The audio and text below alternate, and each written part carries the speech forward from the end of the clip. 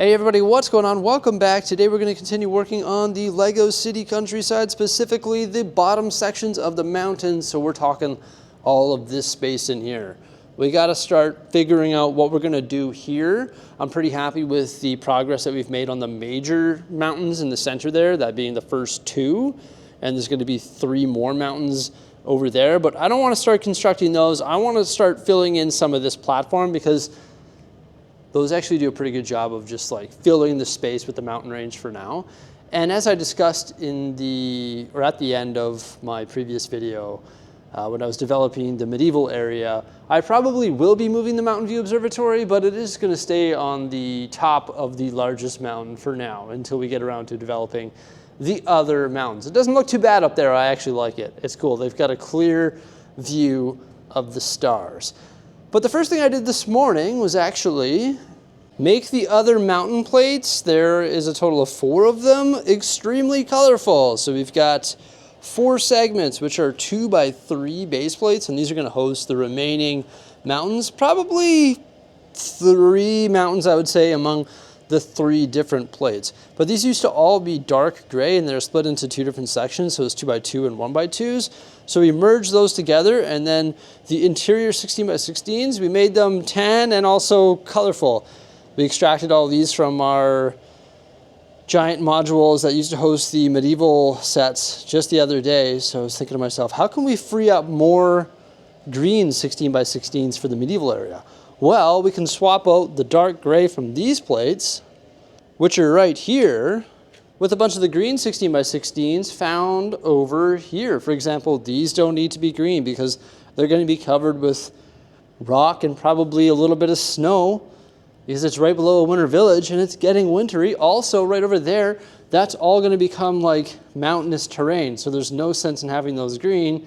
All of those plates are just going to get covered up just like the plates did underneath the giant mountain.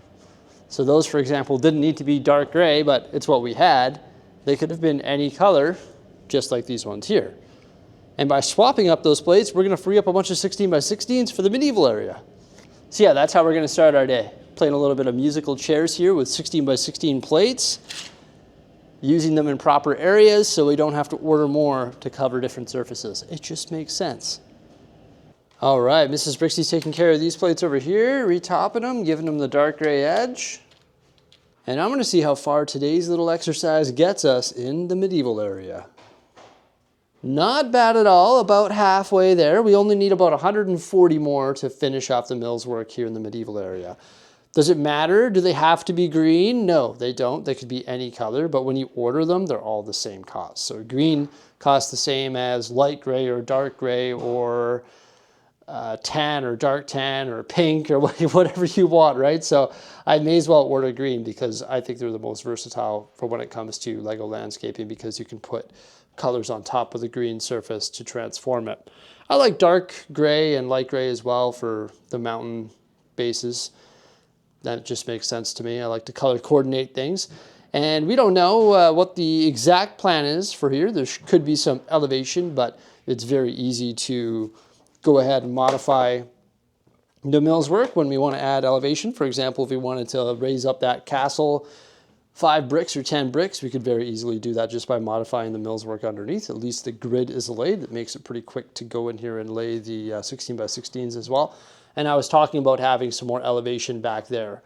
So we would do that with our IKEA boxes, lay some colorful 16 by 16s or some colors that we don't care about, mills plate it, and then put the IKEA boxes on top and then go from there. But yeah, my goal right now is just to get this area completely covered, and I'm glad that we were able to cover half the surface with the parts that we have just by reshuffling some things around. Just made sense to do that.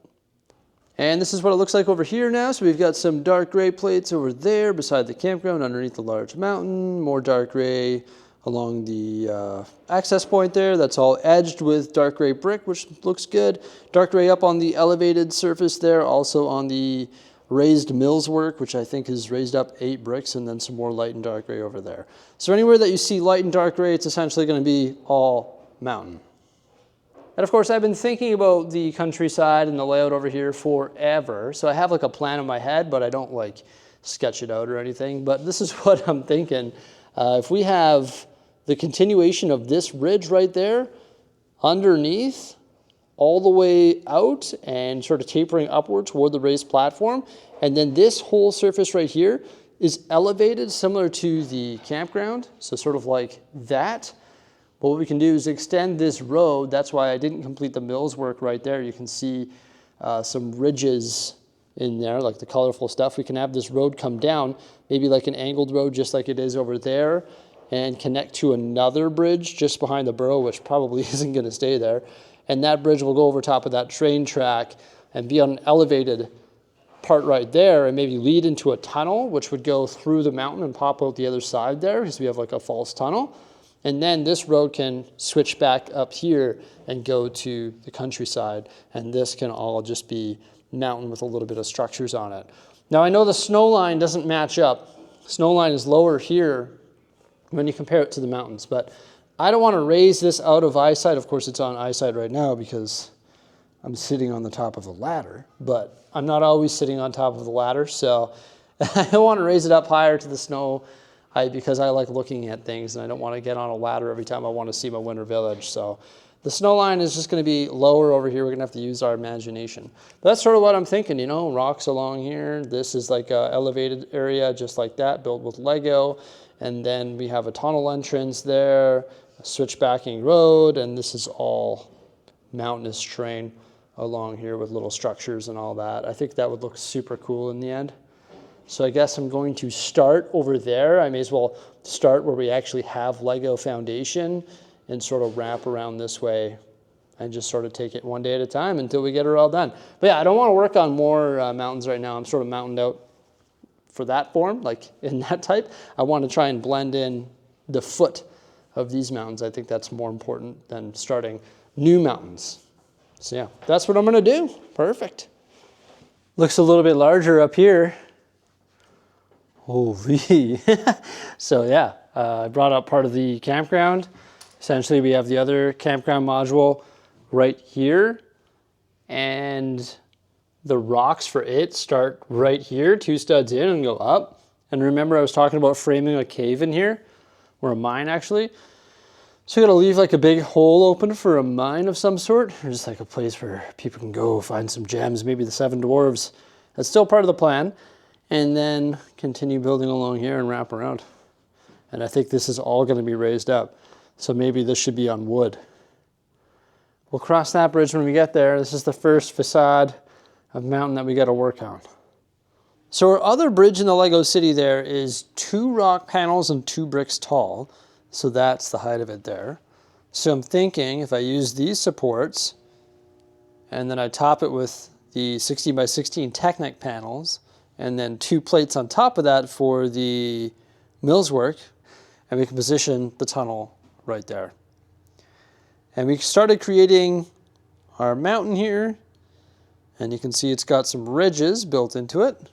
Thank goodness we ordered the 8 by 16 plates. Those are coming in so handy because we just put 2 plates underneath it. So for example, 8 by 16, 2 plates, that makes it a brick. We make that a brick height, so it works out with the math.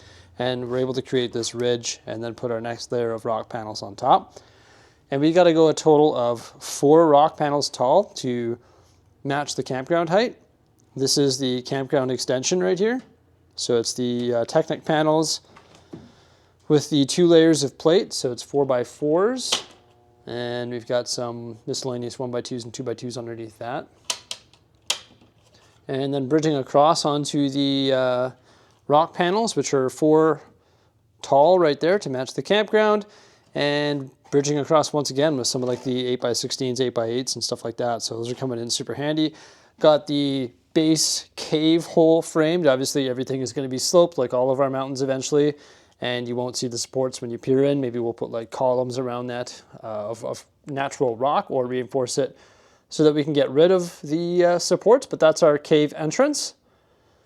And now we just need to continue building up here. We're putting the ridges in so that we can work our way back to the back of the plate, because we've got 32 studs to work with. So probably just going to put another row of supports along the back here, do another like ridge and build up. And then before you know it, we'll be at the same height as the platform. And we'll build along here after I get the panels installed. And then there you go. The foot of the mountain will be done.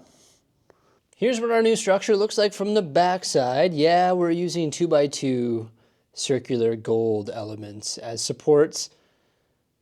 Yep, got a lot of them. They were found on the pad wall, so whatever, it is what it is. I think it's okay to use those as 2x2 bricks because we're officially out of 2x2 bricks, which is pretty crazy. We'll have to make a run to the brick bin relatively soon. But you can see it's fully supported back here. This is topped with the green. This is roughly where our tunnel will go. Of course, it's going to be blended into the mountain. Just haven't got around to that yet. And our road is going to go on top of the green, and we'll add other colors. But the green is just the foundation for now. We are using the 4x4 plate. Of course, we could mills plate the entire medieval area with 4x4, but I just stated that we're pretty much out of 2x2, so not the best use of parts. So we're saving our 4x4s for projects like this and just sort of minor detailing and smaller surfaces. But this is all built up all the way around that elevated surface. And then it turns around here and heads toward the cave. And this is all at the same height as the campground. So before I go any further, I need to place this and see how it looks.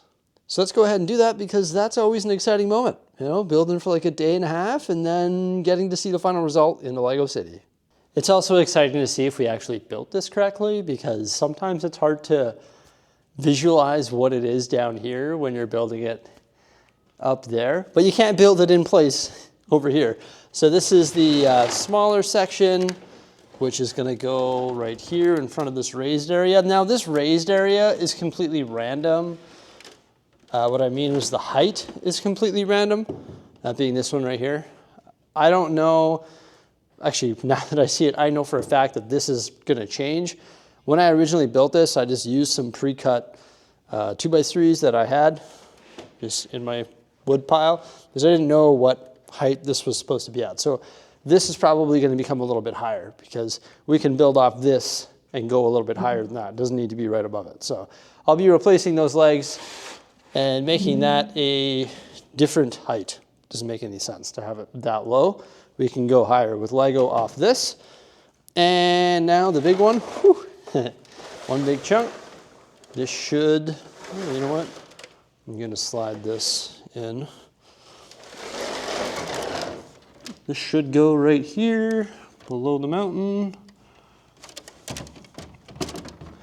In between the campground. Yeah, I should have placed this one first.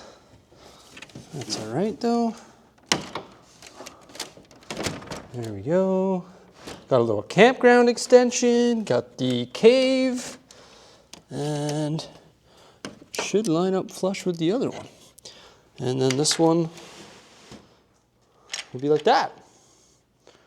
Right on. Got everything right. Perfect. I went ahead and laid some more brick along the top there, so I blended in the gap. Our heights are pretty much perfect.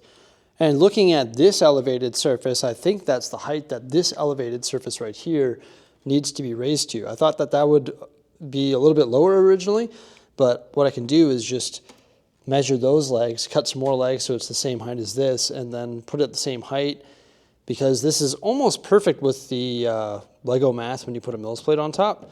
So I like that. May as well just use that same height for the legs. I started framing this in as well. Built this little section right here. So this is where our tunnel will be. Placed the tunnel, of course. And then I started laying some more of the rock panels along the backside here. I think that's what it's going to look like. So we'll have the road, which will bridge over top of the train track and then head toward the tunnel. But we also need to factor in the switchback road right here. So I did blow a hole right here and I was like, okay, well maybe there's going to be like a T intersection and the road will go up here and then switch back up. But now I'm thinking I'm going to have to build this whole area up because I need this plate to match the height of this surface here. And you can see there's a pretty big height difference. So this is going to have to be a gradual grade going up. So all the supports and the underlying mills work, that being these tall ones right here, have to be raised up to that point, or I could just throw a wood platform in there, I guess, to try and save some brick. Save a lot of brick if I did that. So maybe I throw another elevated surface in there, I guess, to try and replicate this height. But it's easier to, I think it's easier to do with Lego, and it's funner to do with Lego as well. I like doing things with Lego, just like we did right here. But then once the road comes across, then it can go to the tunnel, and we can also have another intersection right here, like a T intersection that leads up to this surface. And this is going to give me a bigger space to switch back up top, rather than trying to figure it out in this small area right here. Yeah, I think this is looking pretty good though. Like, look at that. We've got the foot of the mountain placed. Definitely looks a lot better than having nothing there, obviously. I do need to build this up. I'm thinking 2 rock panels, which puts us at that height there. Like when I take this one and put it there, I guess it's a little bit higher than our platform. So, yeah, I'll have to continue building up behind there, I guess. But it's funny, I'm using the old gray rock panels. These are the first rock panels I ever bought. And look at that. It's before I knew dark bluish gray existed. So I'm starting to use those, and that's all that we have remaining. So I could maybe get this section done.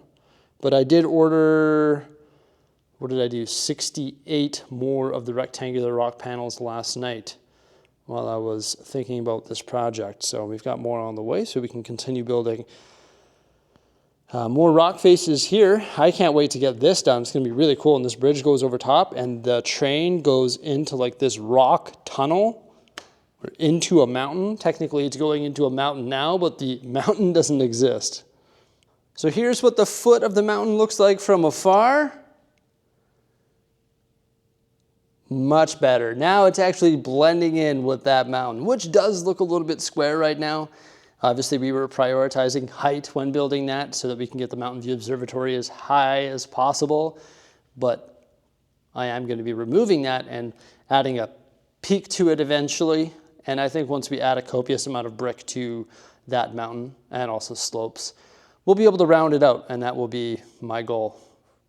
So we'll save that for the detail phase. But yeah, this looks so much better. Like, that's beauty. I'm glad that we're actually getting started with the rock and mountain detail around the winter village. Right on.